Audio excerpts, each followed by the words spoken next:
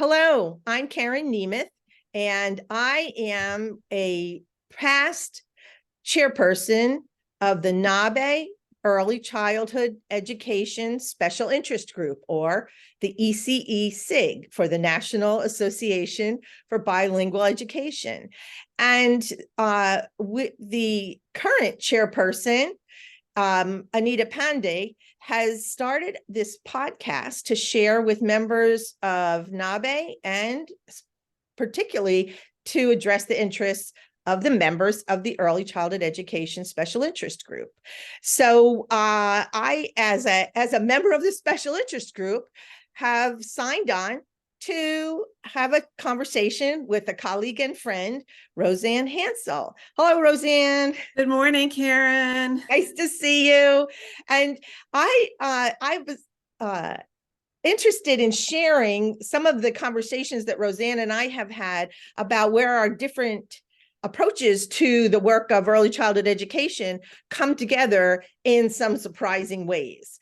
And so I want to let you know that Rosanne and I met while we were working in New Jersey state government in the Office of Preschool Education. So together and separately had opportunities to visit so many different kinds of early childhood education programs in private settings, in Head Start settings, in school district settings. And since then, both Rosanne and I have become authors and we have presented together. And so we both also had opportunities to travel throughout the country to see how these things come together in each in their own way. So where my focus is on fostering the development of first and second languages, Rosanne comes at early childhood from a different angle. And she has a background in studying art as well as math and science. And she's been an art teacher and a preschool educator and director,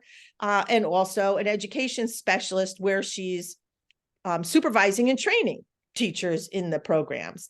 So over time, she developed some very interesting and inspiring interests that bring all of her areas of passion together. So Rosanne, why don't you tell us a little bit about how that all came together? So I think, that lens that I have did make my perspective a little bit different as I visited all those classrooms that you and I had the opportunity to do. And it really was a privilege to be able to see so many different classrooms. But what I was noticing over the years, and I saw it getting worse and worse the longer I was at the department, the children were spending more time in front of two-dimensional screens and workbooks and worksheets, and not having enough time with three-dimensional experiences, which we know offers children a lot of opportunities for deeper thinking and problem solving, and for an exchange of language. That's, one of the ways that you and I have talked about how important that is. Yeah, I think, we saw so much focus on concerns about teaching language that we watched educators lose sight of the teaching the whole child and how the language arises from those experiences, right? But you went a little further than just thinking about that, didn't you? Yeah, so I wrote a book, and I'm trying to find my little slide right now to show you the titles of my books on block building. Okay. And so don't forget to push the share screen button at the bottom of your. Well, I haven't made myself host yet. Oh, I made you host. Oh, you did. Thank you, Karen.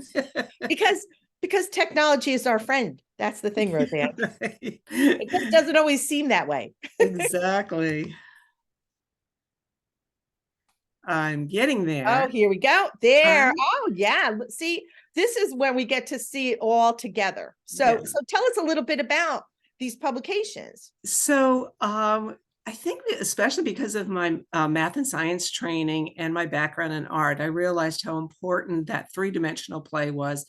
So I wrote the creative block playbook. And then as I was doing the research for that, I found that there was so much spatial learning that was happening too, and that teachers really were struggling with how to offer more opportunities for that. So I wrote the Exploring the 3D World, and I wrote a chapter in the book. The title is obscured right now, but it's about block play and helping children think, which is so critically important. And then I built a website that included a lot of visual ideas for teachers. And so I hope you would go visit the website, www.3dchildhood.com. I think this is so great because I've seen your books and your chapter in Big Questions for Young Minds and your website. And even though I've worked with you and I know that you have this unique combination of expertise, when I saw what you put together for your publications, I was surprised at how much research there is available to link the importance of three-dimensional play, creative block play, and talking about that kind of play and how important it is to language development. And yet how rarely it appears in teacher training or even workshops for in-service teachers to help to understand that the links between the two. And you found all that research and put it on display to help us understand that. Yes. Yeah, thank you. So, but also the thing that amazed me about your books was how much you were able to gather from the field. Teachers sent you the most creative, inspiring photos of their work. And so seeing it in action, that was a big mind a moment for me to really go from having these conversations about what could happen to seeing what teachers can do when they're given opportunities and the materials and the supports. I think that was just really important. And so I really, I liked that about that. And I know you shared, because you and I have done presentations together, you have shared some examples of really wonderful stories that you've included in your book. So do you want to share one of your inspiring stories with us now? Yes. And while you were saying all of that, I should have been getting my screen ready. Well, and I could have just left it up there. oh, that's okay. Because then I think I can just go down. Yes.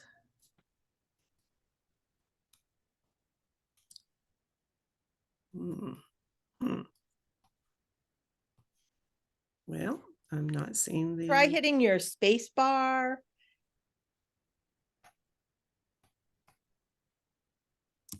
There it is. There we go. Oh, look at that wonderful picture. Wow. So that is pretty sophisticated for some blocks and some toy cars, isn't it? So Karen, you know that when you and I have presented together, we've talked about how multiple ways that we can support children in children who are multiple language learners during play. And one of the key ideas was to encourage multiple ways for children, especially young language learners, to express their ideas in their thinking. And so I love this quote from Margie Carter and Deb Curtis in their book, Designs for Living and Learning, that when children represent their ideas through building, dramatic play, storytelling, drawing, painting, clay work, and three-dimensional sculptures, dance, and music, they show us they understand something about symbolic thinking, which is a cornerstone of meaningful literacy. And so I thought this was the perfect way to tell you the story about a classroom I visited. It was a kindergarten classroom in New Jersey.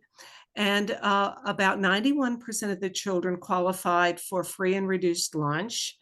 And the large majority of the children were multiple language learners. And so I especially appreciated this teacher's story. So during their transportation unit, the children in the classroom were discussing the landmarks that they see when they go back to their home countries. And so building time into the schedule for children to explore their ideas with blocks for more than one day, and help the children build on the children's interest and strengthen their building abilities.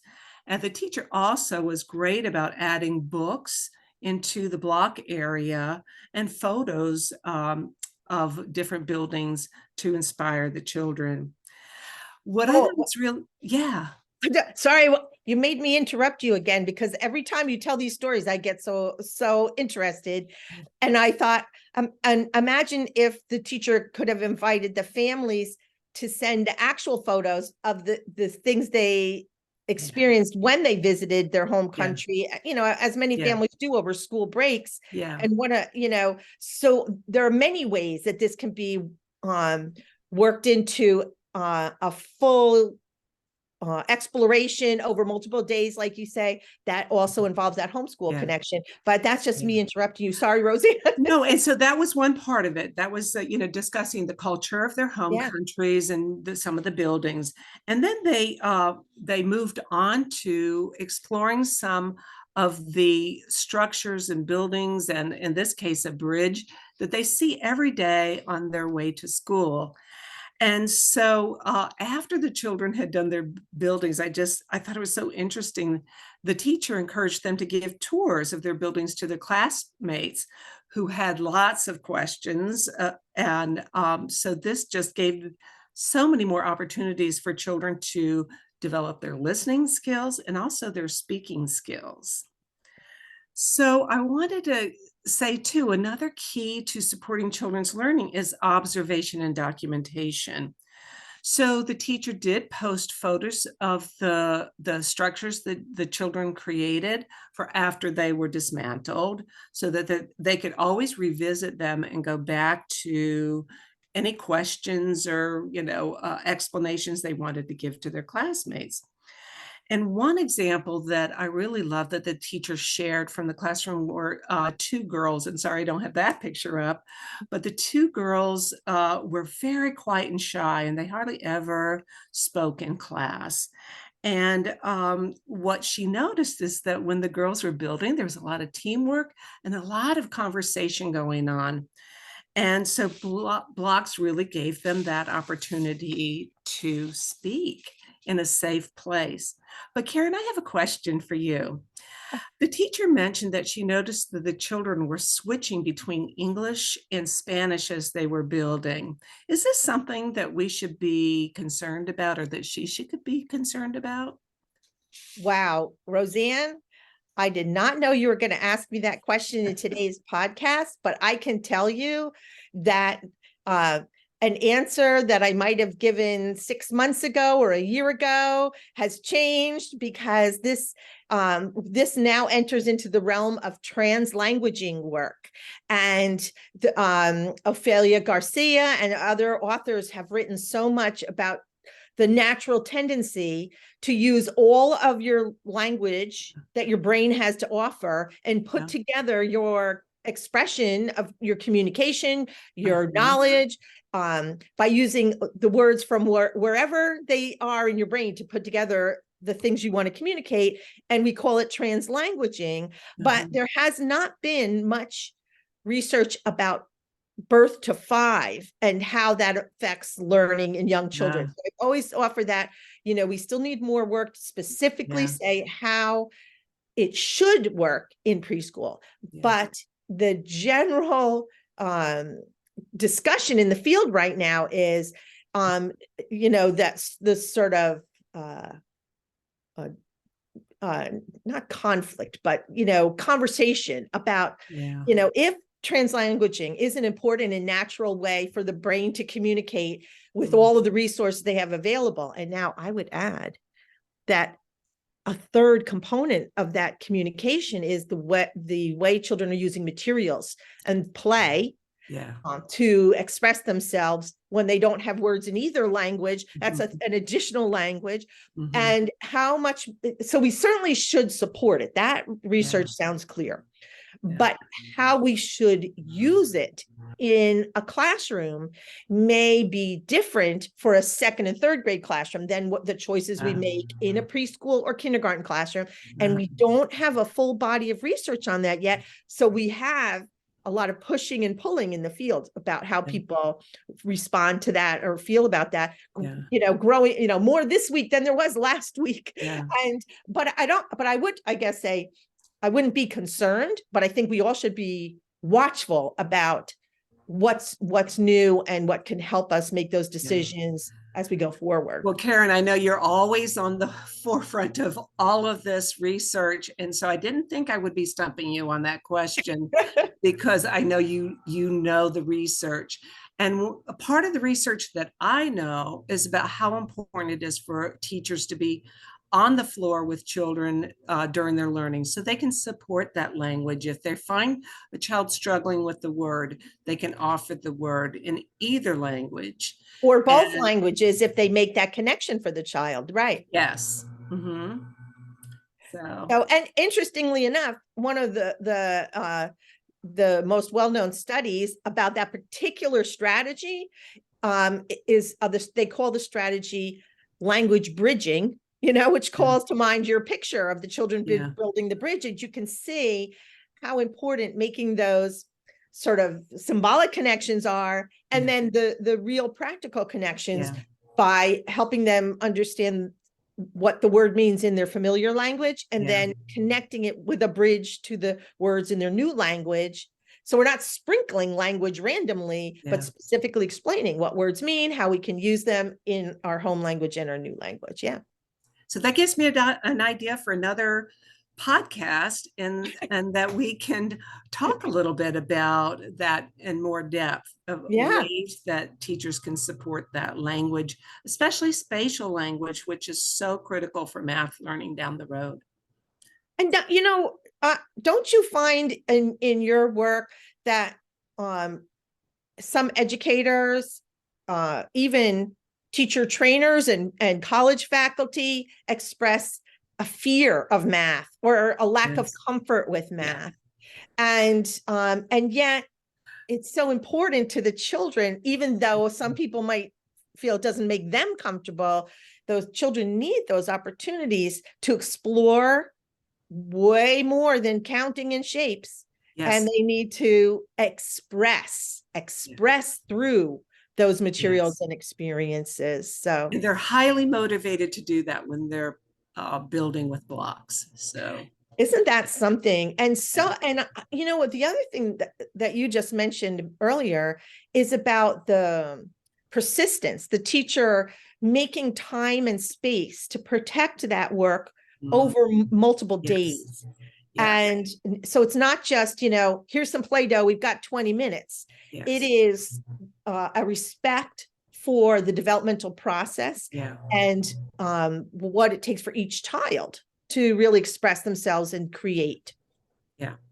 So wow, it's hard to make that time. It's hard to make the time to be on the floor and be present with the children. And it's hard to make the time and space to allow these things to happen over a period of days. So, so what are some other things, like you had said, what the teacher took pictures? Are there some other ways that teachers have gotten involved in observing, working with the children to help them observe or capture or in some way make it last? I think one of the most important things is building on children's experiences and interests. And so if they're really excited about a walk that they just had down the block and saw some buildings, that's one of the best incentives for getting them really excited about building. And I think that teacher's presence there, shows that she values it and thinks it's important. And that allowing for, and again, it's an intention of the teachers to allow them to build for multiple days. You won't see the kind of sophisticated building that you saw in that bridge structure happening in 20 or 30 minutes. It really requires more time than that. Yeah, and I think that's one reason why people might doubt that children are capable, Yeah, because they haven't given them enough time to right. reveal this Exactly. sophisticated thinking.